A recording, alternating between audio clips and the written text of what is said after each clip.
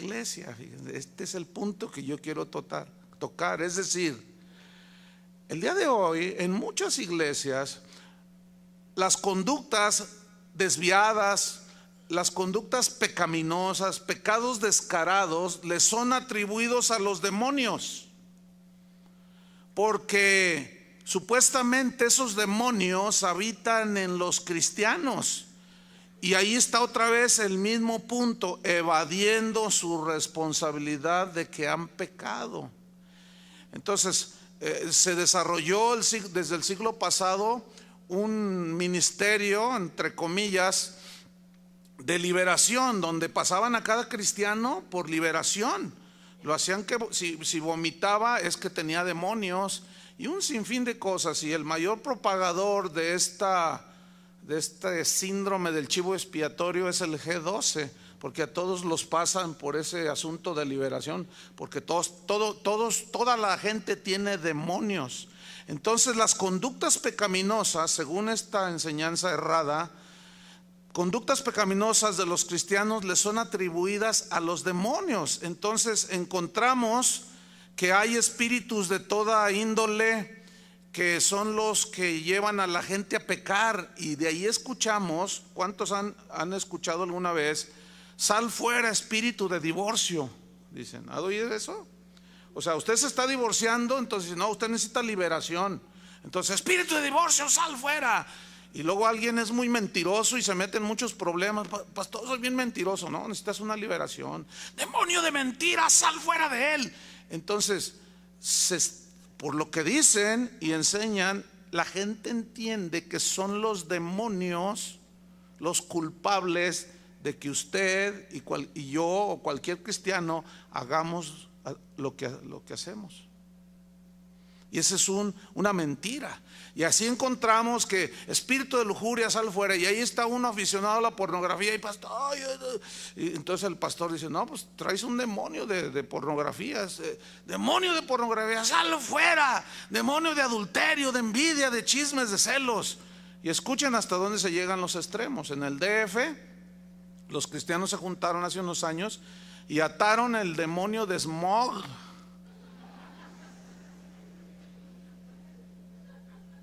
Y ese nomás.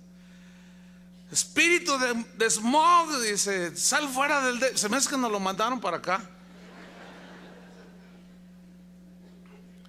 Por el amor de Dios. Sin embargo, fíjese, ponga mucha atención. La realidad es que después de que la persona es supuestamente liberada, entre comillas, del demonio de adulterio, de robo, de pornografía, de lujuria, al poco tiempo, es más, a los pocos días, vuelve a caer en el mismo pecado. Ayer una señora me decía, pastor, dice, yo estuve más de 10 años echando y expulsando el demonio de adulterio de mi esposo. Dice, y sigue igual de adúltero. Le digo, ¿entonces no te funcionó? No, ¿y qué te dijeron? No, pues el pastor decía, no, lo que pasa es que usted no tiene fe. Y si usted es la liberada o el liberado y al rato vuelve a ese pecado, entonces se desconcierta el cristiano y va con el exorcista en turno y le dice, oiga, pues fíjese que volví a hacerlo. Entonces lo que le dice el exorcista en turno es que usted le abrió las puertas al diablo y volvió a entrar y agarró 7 espíritus peores y ahora está peor por eso, porque usted le abrió las puertas al diablo. Entonces usted dice, es que no se las abrí. Y hay una confusión espantosa. Entonces los cristianos llegan a la conclusión que ellos no son culpables, sino el demonio que me hace pecar, el demonio que me incita a hacer lo que tengo que hacer.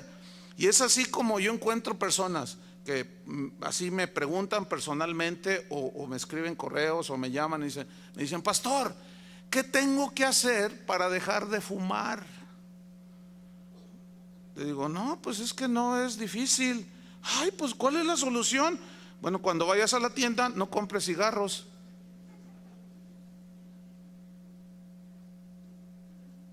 Así de fácil, ¿o no?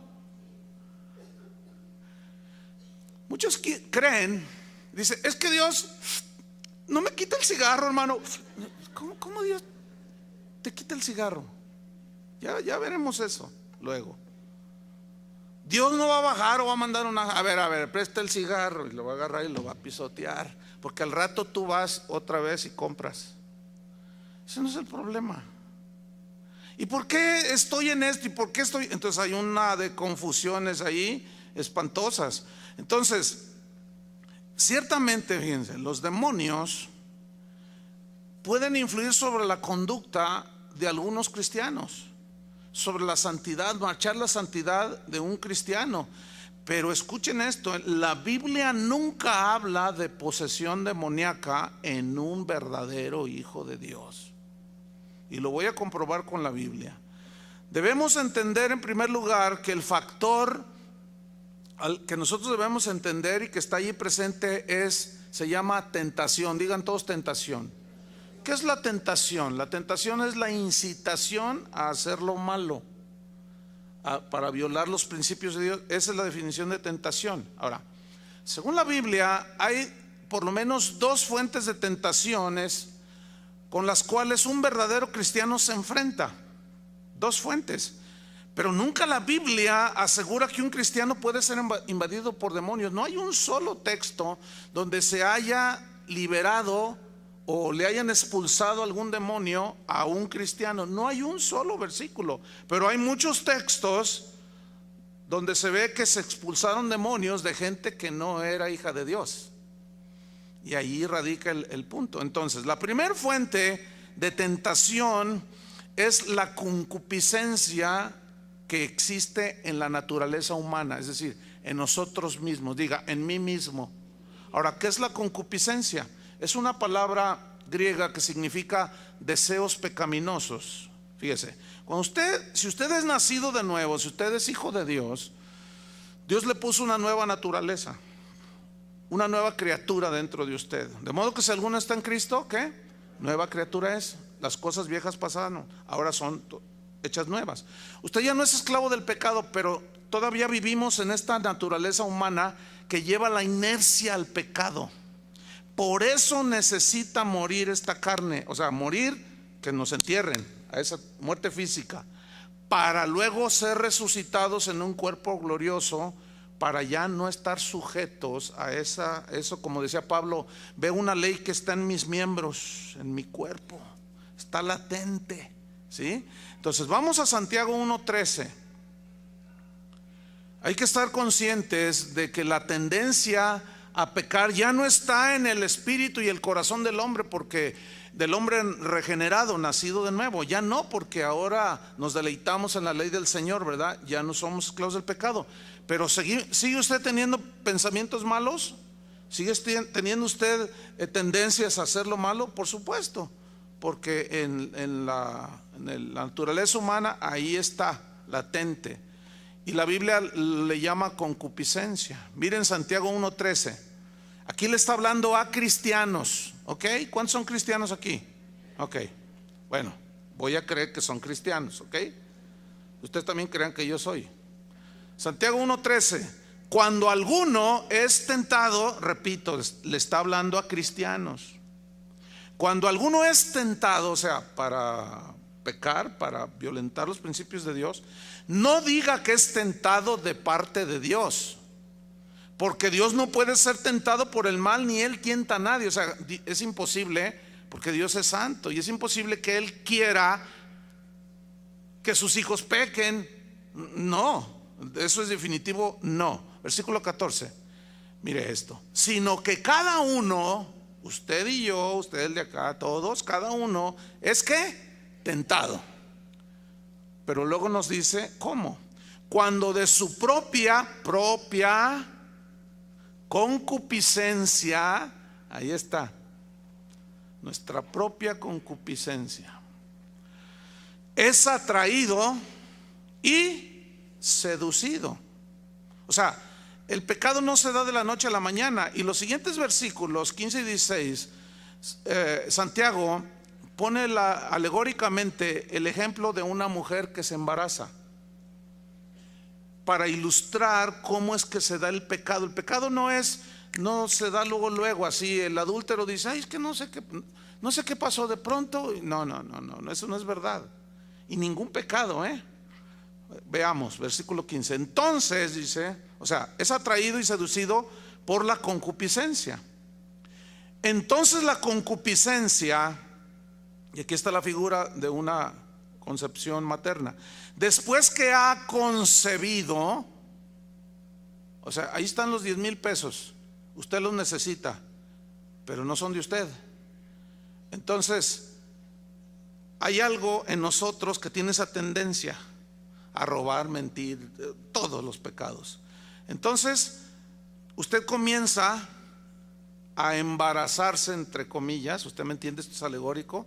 Comienza a embarazarse con la idea de que si los toma nadie lo ve y que así soluciona su problema económico. Entonces la concupiscencia, después que ha concebido, ¿cuánto dura un bebé en un vientre para dar a luz? 9 meses. El pecado es igual, no se da así nada más. Dice, después que ha concebido, pasa un tiempo, puede ser una semana, 15 días, un qué sé yo, da a luz, ¿qué? Vea ahí en su Biblia, está acá en el, no está el texto. Me gusta que vean su Biblia, ¿sí? Entonces, después que ha concebido, da a luz el pecado. Y el pecado, siendo consumado, da a luz la muerte. Aclaración: ser tentado no es pecado. Cristo fue tentado. El pecado es cuando cedemos a la tentación por nuestra propia concupiscencia. Fíjate cómo dice la Biblia: de tu propia concupiscencia. Y luego dice el versículo 16: amados hermanos míos, no erréis. O sea, no te equivoques. Así es como se da a luz el pecado. Y cuando se da, no digas, es que porque mi mamá, es que hice eso porque cuando yo era niño mi papá me abandonó. Es que cuando yo era niña, mi hermano abusó de mí. Es que y empezamos a echarle la culpa a todo mundo. Por eso muchos cristianos no avanzan en su vida cristiana, porque no asumen su responsabilidad de que han pecado y que es nuestra propia concupiscencia la que nos arrastra. ¿Y por qué hiciste esto contra tu tío, contra tu primo o contra tu mamá? No, porque ella me dijo. Y volvemos al mismo punto: el síndrome del chivo expiatorio. Pero cuando cada uno reconoce su responsabilidad, si confesamos nuestros pecados, ¿qué? Él es fiel y justo para perdonarnos. Entonces, al evadir esa responsabilidad, no estamos reconociendo nuestros pecados y estamos mal. Se corta la comunión con Dios. Entonces, al no tener comunión con Dios y darle rienda suelta a la concupiscencia, ahí está la respuesta del por qué muchos cristianos dicen: es que siempre estoy ahí, siempre hago lo mismo. Pues claro. Entonces la respuesta facilona que encontraron algunos es: un demonio el que tienes. Bueno, vamos a razonar. Si fuera un demonio de adulterio o lo que sea el que te hace pecar, bueno, se entiende que al echarlo fuera eso se acaba, ¿no? ¿Y por qué la gente sigue? ¿Por qué sigue la gente en lo mismo? Porque es la propia concupiscencia y no debemos echarle culpa a los demonios y hacernos responsables de nosotros mismos. Déjenme ponerles un ejemplo en la Biblia. 1 Timoteo 6:9. 1 Timoteo 6:9 dice así, y pónganle mucha atención allí cuando leemos. Ok.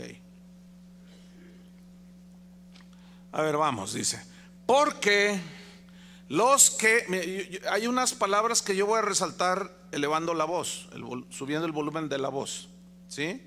Para que usted lo vaya captando. Aquí están las palabras claves. Porque los que quieren.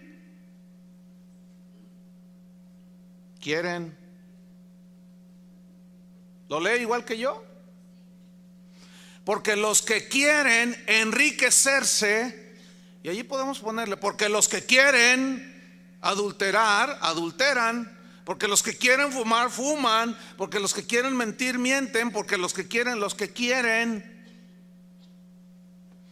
Cuando aquella mujer se le ofreció a José, la esposa de Potifar, aquella mujer impía, ¿qué dice la Biblia? Y José, que le dijo, acuéstate conmigo, ¿qué dice la Biblia? Y José no quiso. Porque los que quieren enriquecerse caen en tentación y lazo. Lazo significa tropiezo. Y en muchas codicias necias y dañosas. Escuche bien, lea con atención. Esto va de la mano con Santiago. Que hunden a los hombres en destrucción y perdición. Porque raíz de todos los males es el amor al dinero, o sea, la avaricia. El cual codiciando algunos demonios, así dice, el cual codiciando algunos dentro de la iglesia. Pablo está refiriéndose a unos que estaban en la iglesia. Ese dinero lo codiciaron ellos quisieron enriquecerse y ellos codiciaron. ¿Y qué les sucedió? Se extraviaron de la fe y fueron traspasados de muchos dolores, o sea, sufrieron las consecuencias del pecado. Ahora, ¿cuántos de nosotros, cuántos de ustedes todavía están cosechando las consecuencias de sus pecados que ciertamente ya fueron perdonados? Porque si tú has venido a Cristo, tus pecados han sido perdonados. ¿Estamos? Ok. Pero ¿cuántos todavía están pagando las consecuencias de esos errores? Porque Dios perdona los pecados, pero las consecuencias tienes que afrontarlas, porque tú fuiste el que pecaste. Por eso es que muchos, al no entender esto, se confunden y dicen, bueno, yo ya me convertí a Cristo, pero entonces ¿por qué mi esposa no regresa conmigo? Si ya me convertí. Entonces es que es una consecuencia de tus pecados. ¿Por qué mis hijos me odian? Si yo ya soy un hombre bueno. Sí, ya eres un hombre bueno que quiere remediar, pero son las consecuencias de tu pecado. Y eso se refiere, fueron traspasados de muchos dolores. Entonces, ¿qué tenemos que hacer ante las consecuencias de haber pecado? Enfrentar con la gracia de Dios esas consecuencias de nuestros propios pecados. Espero me está explicando. Algunos dicen, es que pastor, no puedo vencer eso. La tentación es tan fuerte que siempre caigo y siempre caigo y siempre caigo. Bueno, aquí hay alguien que está habitualmente practicando los pecados. Lo más seguro es que no ha nacido de nuevo. Lo más seguro es que solamente de una manera intelectual está convencido que Cristo es el Salvador, pero en realidad no se ha arrepentido. Entonces no tienes la nueva naturaleza, no tienes el Espíritu morando en ti, que es el que nos da poder para dejar de ser esclavos del pecado. Entonces, si alguien de los que está aquí sigue habitualmente, o sea, ahorita está aquí, levanta sus manos y todo, así bien bonito, pero sale y durante toda la semana sigue haciendo los mismos pecados de siempre, los mismos, y luego llega el domingo y se pone así y dice, es que no se puede.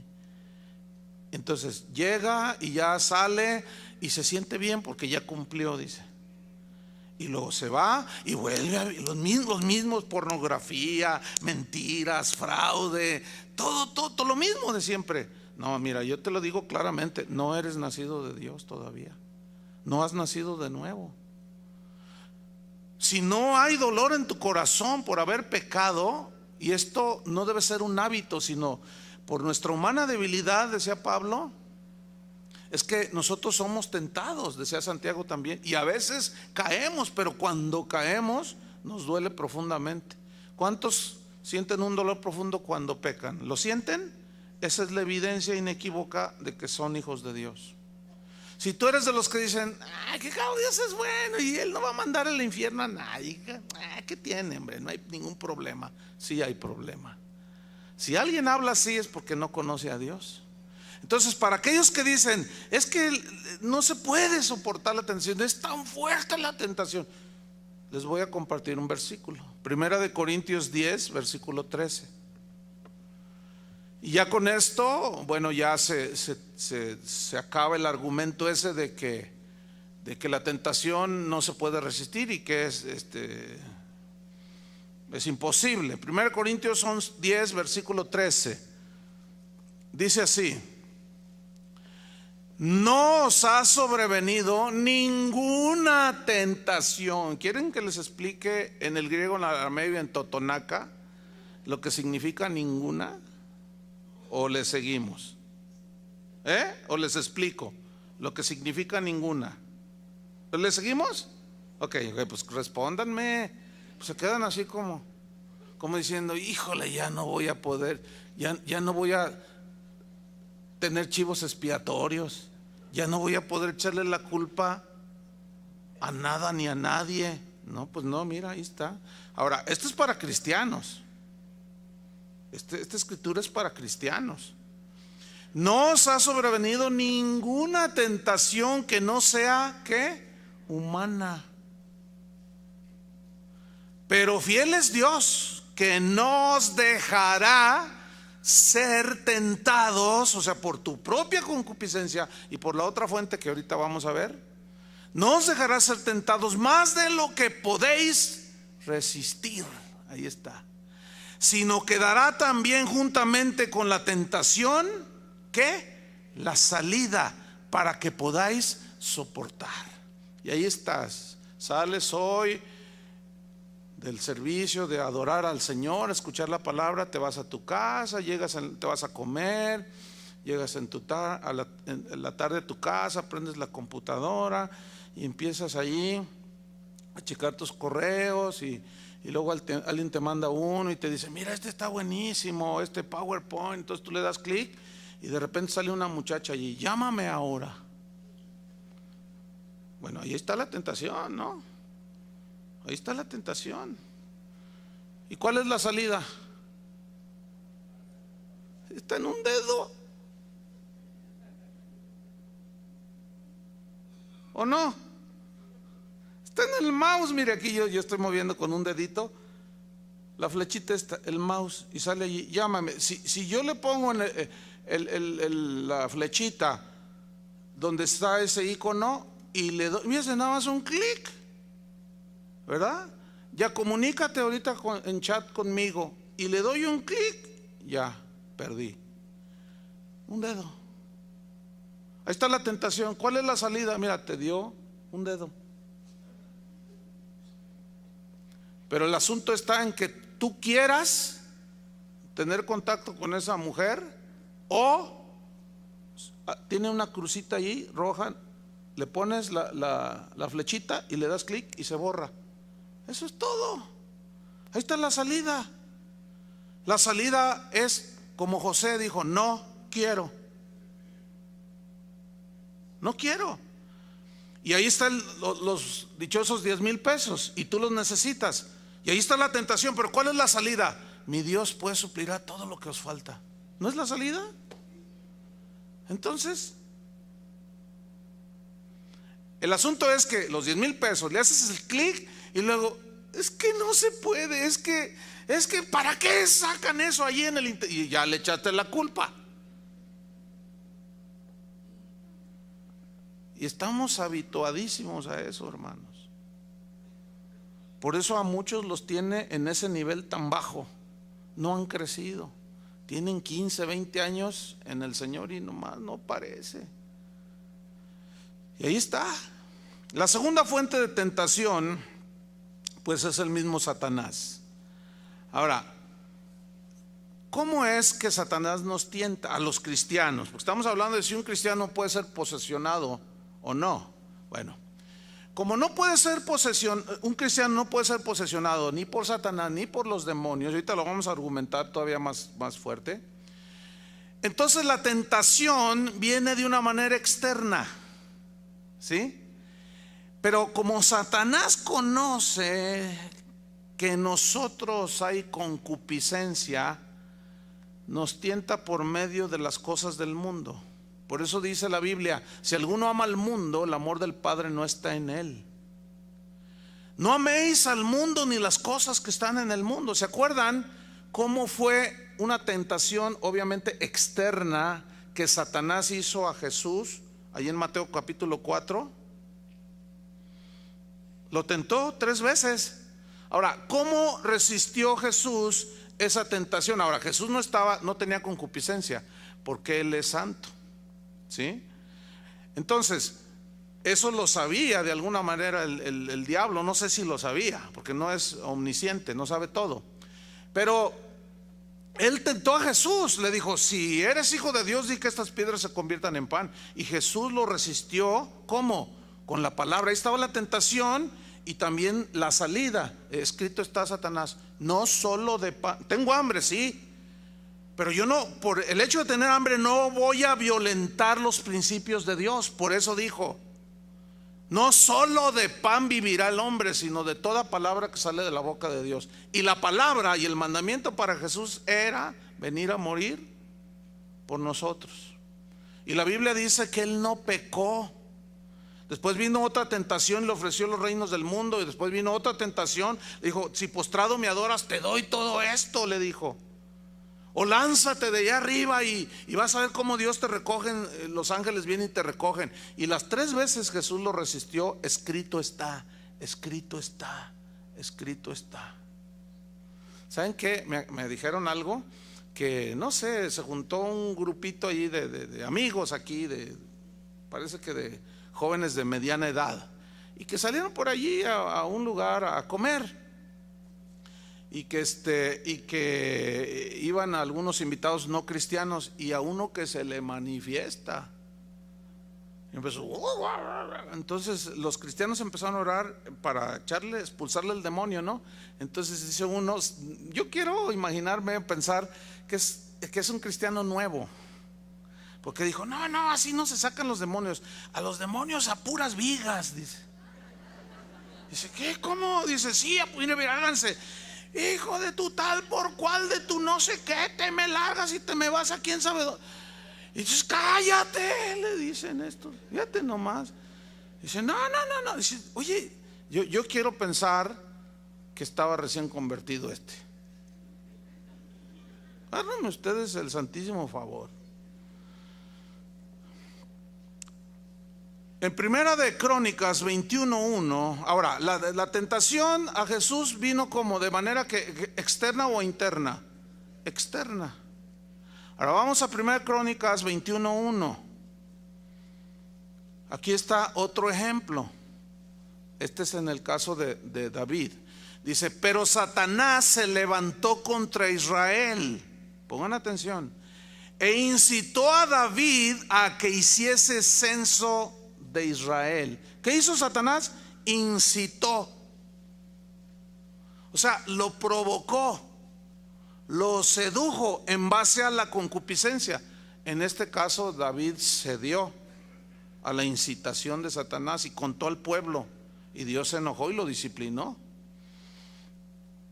Entonces, la pregunta es: ¿acaso puede forzar Satanás a la gente a hacer cosas malas? La respuesta es no. No, porque vemos aquí, David cedió a la incitación de Satanás, pero José no quiso, y ahí está ya el equilibrio, ¿sí? No, Satanás solo tentó a David con la idea, con los pensamientos, y él llevó a cabo aquello. Pero fue David el que decidió censar al pueblo. Y luego vino, le dice a su general: cénsame al pueblo. Y este va y le dice: rey, por favor, porque era como una manifestación de orgullo, ¿entienden? Y el general lo discernió y dijo: no, rey, Dios no es la voluntad de Dios. No, tú cénsame al pueblo, le dice. O sea, cedió a los pensamientos, a la incitación, a la tentación que vino por la incitación. Y eso viene de fuera. Por eso Satanás se le nombra en la Biblia el tentador.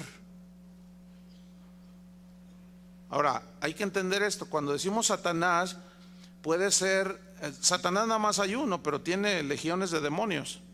Pero Satanás no puede estar en todas partes, ¿no? Porque alguien no puede decir aquí, me tentó Satanás, y otro allá en Estados Unidos, me tentó Satanás, así como tal, no. Pero sí hay muchos demonios, ¿sí? Entonces yo quiero que noten que la tentación vino de fuera por parte de Satanás, pero nunca se les metieron los demonios. ¿Lo están viendo, sí o no? Ok. Satanás conoce que la concupiscencia mora en nosotros, o sea, los deseos desordenados. Entonces se vale de eso para hacer sus insinuaciones, incitándonos a que nuestra concupiscencia nos lleve precisamente a pecar. Pero no hay tentación que no sea humana, porque juntamente con la tentación Dios nos da ¿qué? La salida. Y tú tienes que buscar cuál es la salida. Por ejemplo, ¿cuál es la salida de este auditorio? ¿Allá arriba? No, pues las puertas. ¿Cuál es la entrada y salida en un auto? ¿La cajuela? ¿La puerta de la cajuela? No, ¿verdad que no? Las puertas donde están el acceso a los asientos. O sea, hay una salida, hay una entrada, es lo mismo. Cualquier incitación del pecado, cualquier tipo de pecado, la envidia, los celos, hay una salida, hermanos. Hay una puerta de salida. Déjenme ponerles otro ejemplo. Este está muy, muy ilustrativo. ¿Se acuerdan de Zafira y Ananías que vendieron una propiedad? ¿Se acuerdan? Y ellos la vendieron y le sustrajeron, o sea, era de ellos la propiedad, pero cavilaron entre sí. Y ahorita vamos a ver de quién vino la incitación de fuera, porque estos eran cristianos, Zafira y Ananías. Y bueno, veamos en Hechos 5. Ellos deciden quedarse con un precio, con una parte del precio, y llegan ante Pedro porque el Espíritu Santo estaba moviendo así de una manera soberana. Y los cristianos, algunos que tenían propiedades, dice, las vendían. Decían, tenemos 3 casas, vendemos una, la traemos para la obra del Señor. Y mostraban su generosidad, pero esto fue algo soberano que el Espíritu Santo movió en los cristianos y empezaron a hacerlo. Y ellos eran ricos, tenían propiedades, entonces venden una, pero a la hora de que ven el dinero en sus manos, como que dijeron, no, pues $1,000,000 es mucho, ¿qué te parece si nomás damos 500,000? Sigue siendo mucho, además ¿quién se da cuenta? Entonces miren lo que sucedió. Hechos 5:3. Y dijo Pedro, Ananías, porque le pregunta, ¿en tanto vendisteis la heredad? Y él le dijo, sí, en tanto. Y miren lo que le dice. Dijo Pedro, Ananías, ¿por qué llenó Satanás tu corazón para que mintieses al Espíritu Santo y sustrajeses del precio de la heredad? Fíjense lo que dice aquí. ¿Por qué llenó Satanás tu corazón? La clave para entender esto de Satanás, ¿por qué Satanás llenó tu corazón? Está en la palabra llenar. ¿Por qué llenó? Y esa palabra viene del griego pleró, que significa atiborrar de algo un recipiente. Por ejemplo, tú puedes llenar un tambo de agua, puedes llenar un saco con ropa sucia, ¿no? Y lo atiborras, ¿no? Un costal con maíz y lo atiborras, y atiborrar es llenar a lo máximo, ¿no? Ahora, esa es una acción externa, ¿sí? Ahora, ¿cómo se entiende que Satanás llenó o atiborró su corazón para mentir al Espíritu Santo? Con pensamientos. ¿Lo están entendiendo? Oye, no, es mucho dinero, ¿qué te parece si le cortas aquí? Que al cabo, ¿quién se va a dar cuenta? Muchos ni diezman ahí en la iglesia, muchos ni dan. Y mira tú, tanto dinero, no, de veras. Oye, Zafira, fíjate que, ¿qué te parece? Y nos echamos unas vacaciones, vamos a Cancún. Porque en Guadalajara ahorita están explotando bombas y allí como que no conviene. Mejor nos vamos a un lugar más tranquilo. Oye, de veras, ¿verdad? Oye, pero no, pero es que el Señor nos dijo que diéramos todo. ¿Cómo le vamos a...? No, pero mira. ¿Y empezó qué? No se dio de la noche a la mañana, Satanás incitaba ¿qué? La avaricia que está latente. Y ellos permitieron ser llenados por las insinuaciones de fuera. Así como David, cuando Satanás lo incitó para que censara al pueblo. Fíjate bien, si tú constantemente estás pensando en algo que es ilícito, como robar, fraudear, mentir, y le voy a decir esto, y el Espíritu Santo viene y te dice, pues es una mentira, ¿cómo vas a decirle eso a tu esposa? Es que si le digo la verdad se va a enojar. Y luego el diablo te dice, no, dile, ay, que al cabo, ¿quién va a saber? Una mentira piadosa. Dile una mentira piadosa. Entonces tú piadosamente le echas una mentira a tu esposa. Y al año se da cuenta que le mentiste y se te arma el bronconón. Y luego llegas con el Señor, ¿por qué? ¿Por qué, Padre? Y hasta lloras, lloras y te compunges y pones carita allí de compungido. Y oh, Padre, si yo te amo, ¿por qué está pasando? ¿Por qué mi esposa? ¿Por qué? ¿Por qué? ¿Por qué Satanás llenó tu corazón?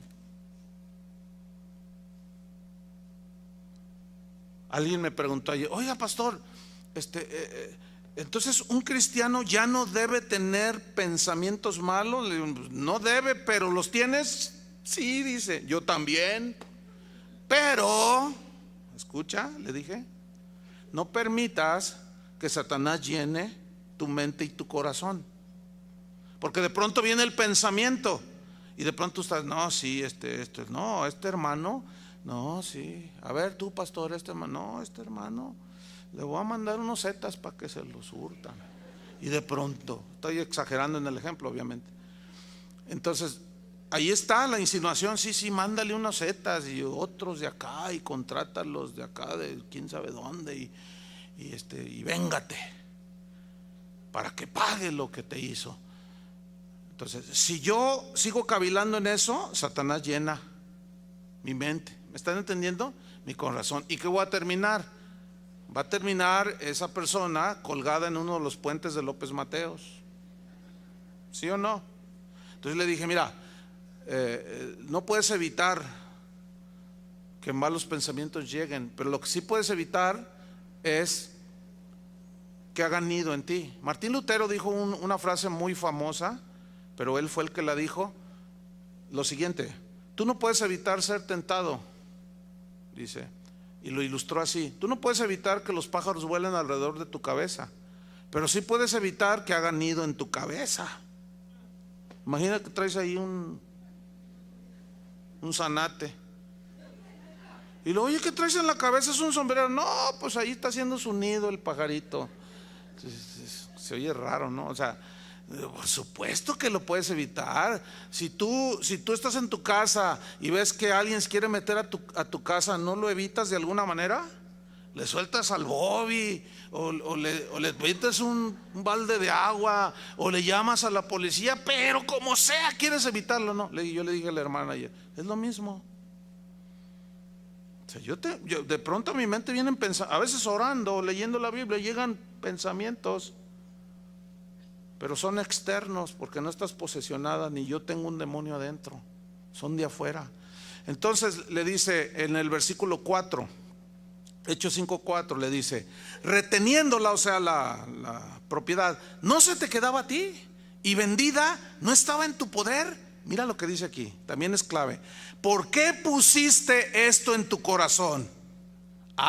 Primero dice, ¿por qué Satanás llenó tu corazón?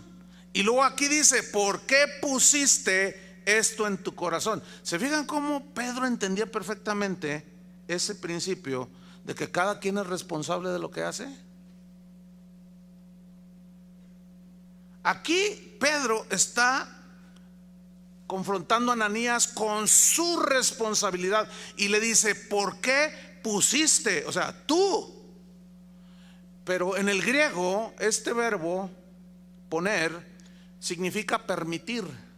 Entonces lee así, ¿por qué permitiste esto en tu corazón, Ananías? ¿Por qué lo permitiste tú? Entonces todo ese rollo de que no, pues no puedo dejar de fumar, no puedo dejar de la computadora, no puedo. ¿Y qué quieren? No, eso se hace por ignorancia.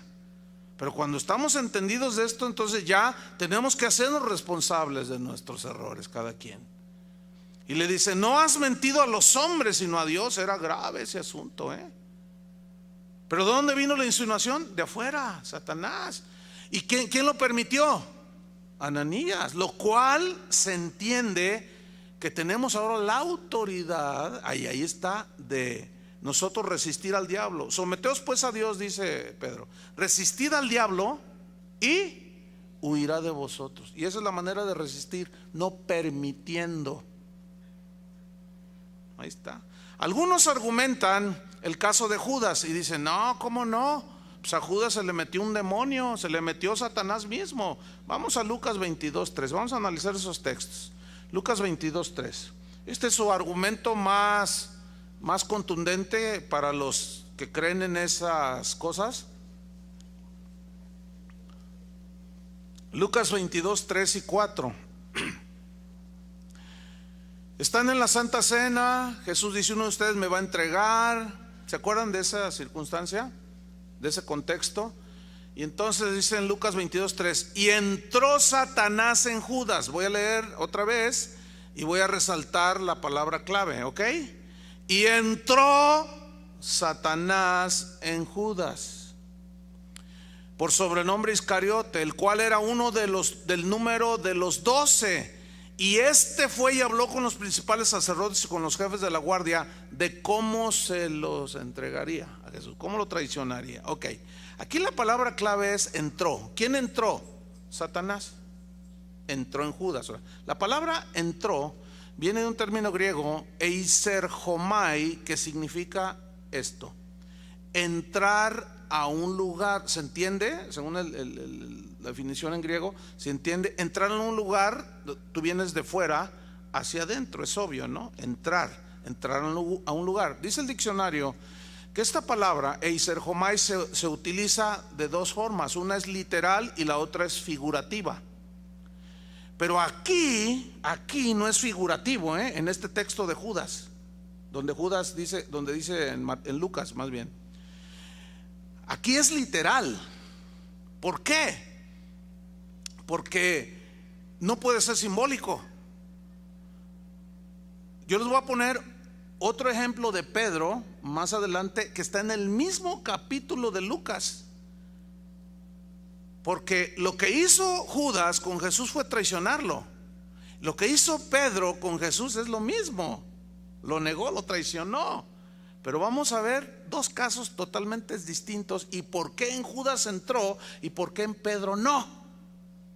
¿Por qué en Pedro tuvo que pedir permiso el diablo y con Judas no? Él se metió. Ahorita vamos a ver la respuesta. Esta palabra eiserhomai, que entrar a un lugar, es la misma que utilizó Jesús en Mateo 5:20. Esto nada más para ilustrar el significado de la palabra. Mateo 5:20 dice así: porque os digo que si vuestra justicia no fuere mayor que la de los escribas y fariseos, no entraréis en el reino de los cielos. Ahora, de una manera estricta, literal, nosotros todavía no entramos en el reino de los cielos, o sea, en el cielo, pues. Vivimos bajo el gobierno del reino de los cielos porque somos hijos de Dios, pero todavía no estamos en el cielo. ¿Están en eso? Un día vamos ¿a qué? A entrar. Ya estamos figurativamente. ¿Lo están entendiendo, verdad? Figurativamente ya estamos en el, pero todavía no vamos al cielo. Aquí los veo. Pero los hermanos que se han muerto en estos días que van del año, ellos ya están en el cielo. Nosotros no. Entonces, figurativamente ya entramos, pero literalmente todavía no. Y esa es la palabra que usó Jesús. Entonces, cuando dice entró Satanás en Judas, ahí es literal, hermanos. Ahora, ¿por qué entró Satanás en Judas? La respuesta es porque Judas nunca se arrepintió de sus pecados. Porque él nunca fue lavado con la sangre de Cristo. Su corazón nunca fue regenerado.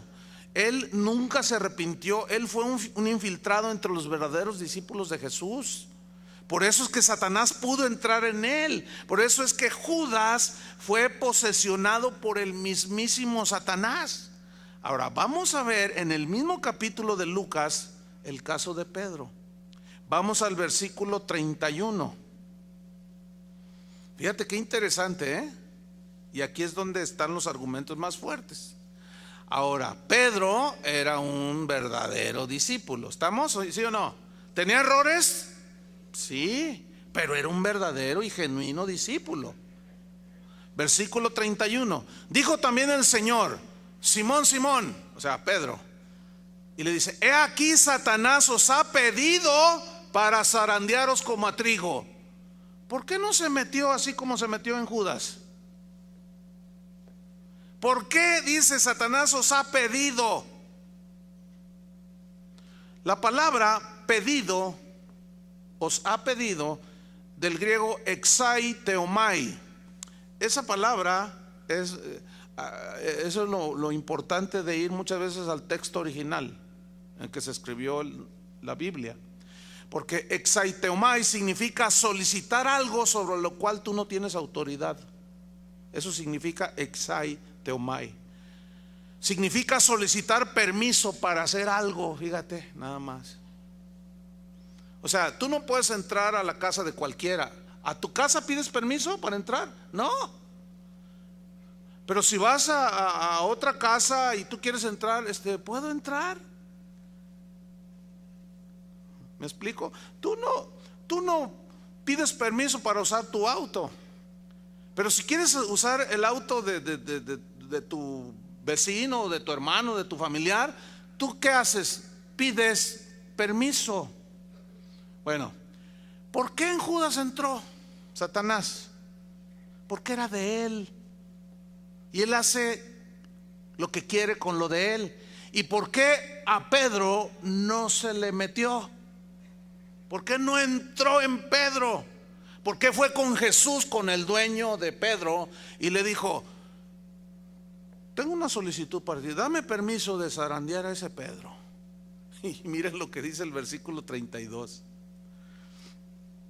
Le dice: Pedro, Satanás ha pedido, te quiere zarandear como a trigo, pero yo he rogado por ti. ¿Qué significa eso? Que tu fe no falte. He rogado por ti que tu fe no falte. ¿Qué dijo? ¿Qué significa eso? Le di permiso. ¿Se acuerdan de Job?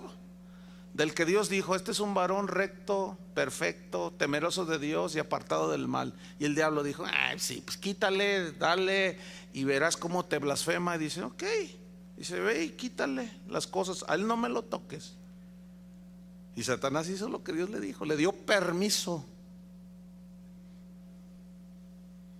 ¿Por qué piden permiso? Porque no le pertenecemos.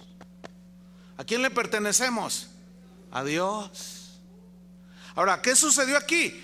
Pedro necesitaba una zarandeadita, pero es de fuera. La zarandeada consistía precisamente en negar a Jesús, fíjense.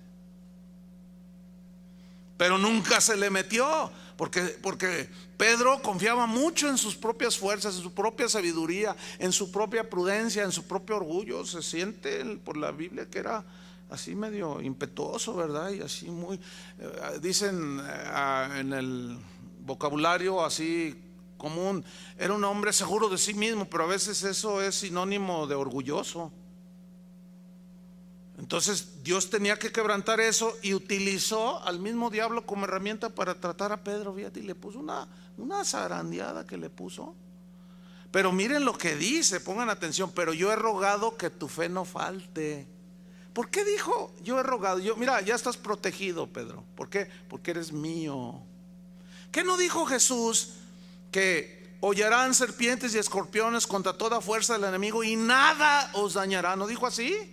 ¿A quiénes? A los discípulos. Entonces, ¿cómo es que ahora resulta que hay cristianos que están posesionados, a los cuales el diablo se les mete, a los demonios? ¿Cómo es posible? Alguien tiene que estar equivocado. Yo me quedo con lo que dice la Biblia. Conclusión: Judas fue posesionado porque no era hijo de Dios. Pedro no. Ciertamente negó a Jesús, pero se arrepintió.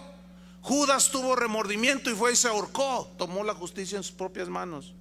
Y Pedro no, lloró amargamente. Eso significa que se arrepintió profundamente. Y luego Jesús vio eso, Con Judas no podía hacer nada porque el diablo hizo lo que quiso con él. No era hijo de Dios. Por eso dice: mis ovejas oyen mi voz y nadie las arrebatará de mi mano. Nadie nos puede tocar si Dios no lo permite. Si lo permite, Él tiene un propósito, pero de que se nos metan de modo y que nos asedien por fuera, a veces llegan y se sientan aquí. ¿Sí o no, Chuy? No, de veras. Y algunos dicen: ay, no, si es la congregación de los santos. Si a Jesús se le metió uno, ¿tú crees que aquí no se metan dos? Nada más que Jesús sabía. Jesús sabía, ¿sí o no? ¿Por qué lo permitió? Para ilustrar lo que Él después enseñó en la parábola del trigo y la cizaña. En la parábola de la red, trigo y cizaña simbolizan los buenos y los malos.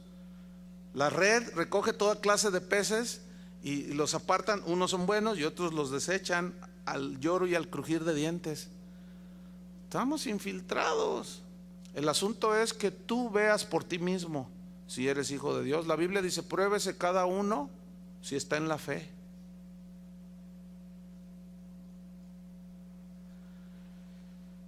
Entonces, para irnos sobre el final, Pedro fue zarandeado con el permiso de Jesús, lo cual prueba que los demonios no tienen absolutamente ninguna autoridad sobre los creyentes y que jamás podrán entrar en un verdadero hijo de Dios, porque el glorioso Espíritu de Dios mora en nosotros. Entonces, a lo que estas gentes llaman demonio de adulterio, demonio, espíritu de quién sabe cuánto, espíritu de fornicación, espíritu de avaricia, espíritu de idolatría, y los expulsan y los echan, y sigue el idólatra y sigue el fornicario. A todo eso que muchos hoy erróneamente llaman espíritus, la Biblia los llama pecados de la carne. Alguien tiene que estar equivocado. Yo me quedo con lo que dice la Biblia.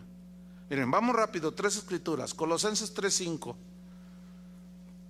Mira, ahora que ya tenemos una nueva naturaleza, que ya no somos esclavos del pecado, Él nos dio el poder, espíritu de poder, de amor y de dominio propio, o sea, para dominar nuestras pasiones, sujetarlas. Y mira lo que dice Colosenses 3:5. Haced morir pues lo terrenal en vosotros. Pregunta: ¿quién va a hacer morir lo terrenal en nosotros?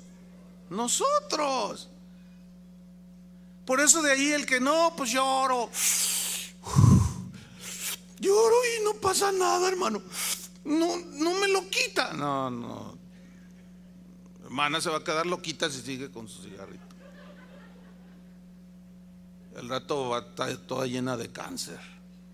Y va a decir: pues Dios nunca me lo quitó. No, espéreme. Si usted es hija de Dios, Dios te dio el poder para hacer morir. Hacer morir significa mortificar, significa ponerle un hasta aquí y decir ya no. ¿Entiende?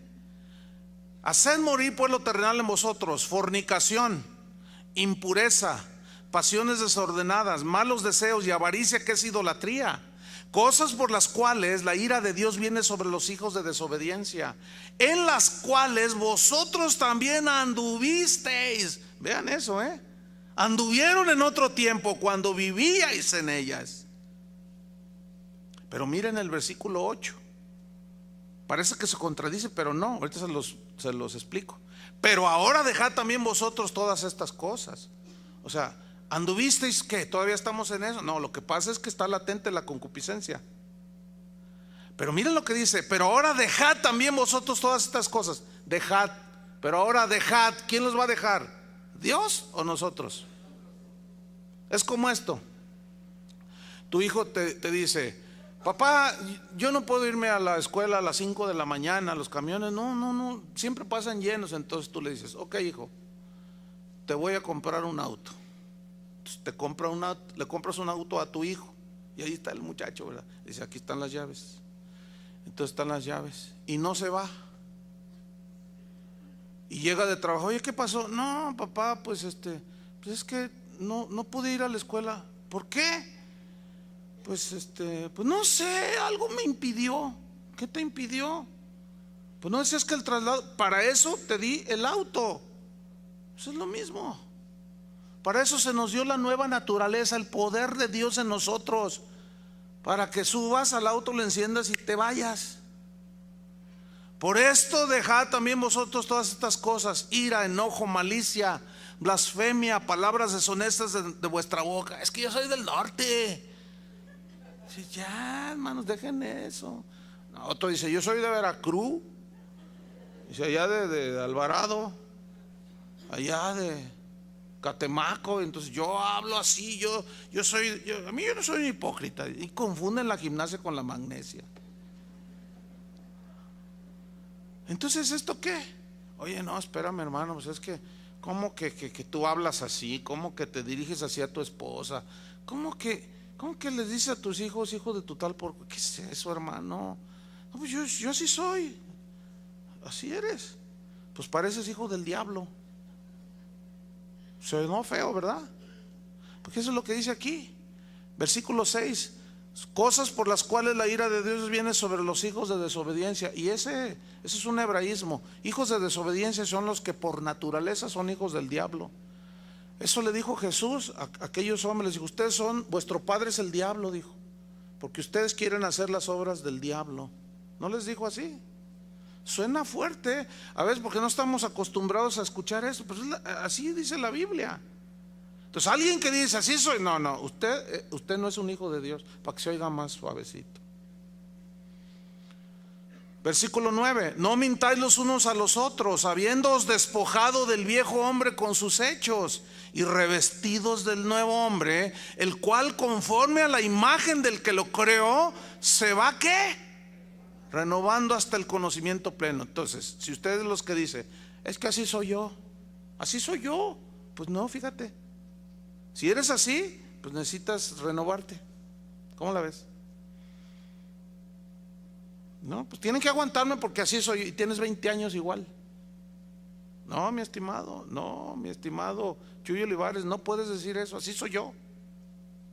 No podemos decir, porque entonces ya nos estamos escudando en que así soy y ni modo, ya hasta aquí. No. Y eso contradice lo que dice la Biblia. Ahora vamos a ver finalmente, y se van al menudo.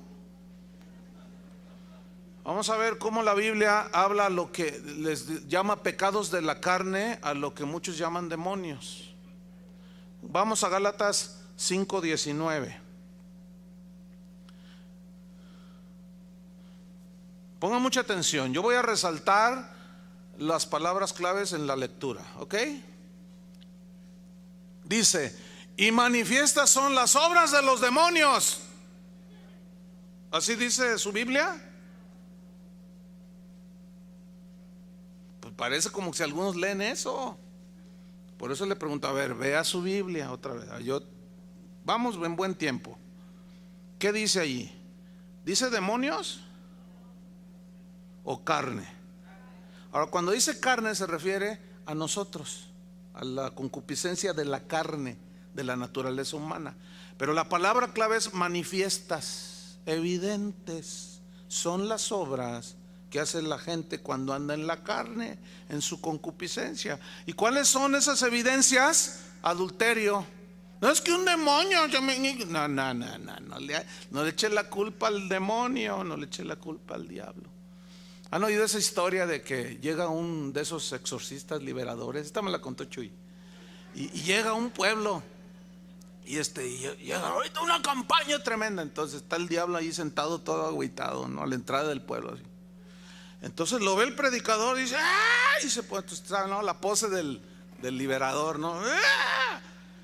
Entonces el diablo lo ve y dice: otro, dice. ¿Y qué? ¿Por qué estás así tan triste? Y no, espérate, le dice: ya me tienen hasta acá. ¿Por qué? Y dice: de todo, estoy triste porque de todo me echan la culpa.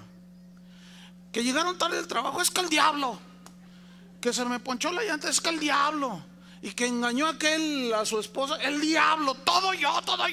Pues estoy bien agüitado. Esa es una historieta nada más,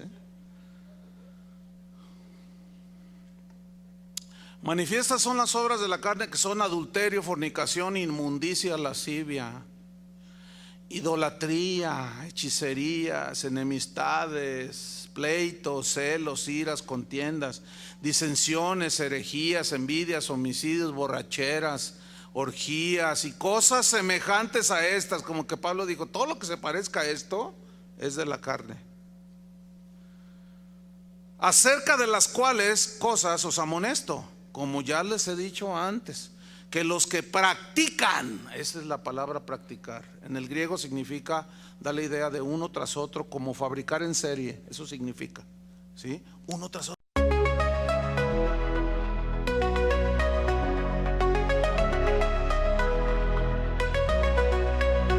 In the haze of neon dreams I wander through the night, lost in a sea of stars where your whispers take flight. Electrified emotions, they dance around my heart, in this digital garden where we never have to part. Shadows blend with colors as the beat sets me free. Every note a memory, every rhythm you and me. Echoes of you in synth waves, feel you near in the pulsing haze. It's such a world that we collide. You lost the rhythm in my mind. With the glow of city lights, our shadows intertwine in this kaleidoscope of love where the past and future align. With every step I take, I feel your presence strong, and this digital symphony where our hearts belong. Shadows blend with colors as the beat sets me free. Every note a memory, every rhythm you and me. Echoes of you in synth waves, feel you near in the pulsing haze. It's such a world where we collide. You lost the rhythm in my mind. And in silence between the beats I find your voice. In the flicker of the lights I see your choice. Together in this dream we'll never fade. In the echoes of our love we'll always stay. Echoes of you in the synth waves, feel you near in the pulsing haze. It's such a world where we collide. You lost the rhythm in my mind. Music fades away in the quiet of the night. Your echoes stay with me in the softest synth light. In this digital garden where our love resides. In the echoes of you, I'll always confide. As the music fades away in the quiet of the night, your echoes stay with me in the softest